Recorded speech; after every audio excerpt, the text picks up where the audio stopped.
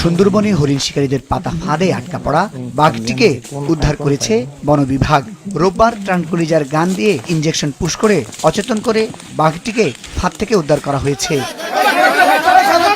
দুপুরে উদ্ধারের পর বাঘটিকে সুন্দরবন থেকে বের করে নিয়ে আসতে দেখা গেছে।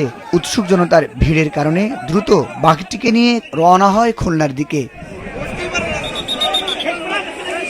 সুন্দরবন পূর্ব বন বিভাগ কর্তৃপক্ষ জানায়, বাঘটি কিছুটা দুর্বল হয়ে পড়ায় তাকে স্যালাইন দেওয়া হয়েছে।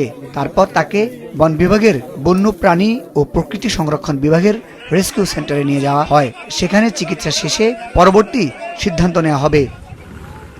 এর আগে গতকাল শনিবার দুপুরের পর বন বিভাগের কাছে খবর আসে, লোকালয়কে সুন্দরবন থেকে আলাদা করা সার্কির খাল দিয়ে আধা কিলোমিটার ভেতরে হরিণ শিকারের ফাঁদে একটি বাঘ আটকে আছে। সুন্দরবনের ওই এলাকাটি বাগেরহাটের মোংলা উপজেলার বৈদ্যমারী ও জয়মণি বাজারের মাঝামাঝি। বন বিভাগের কর্মীরা সেখানে গিয়ে বাঘটিকে আটকে থাকার বিষয়ে নিশ্চিত হন।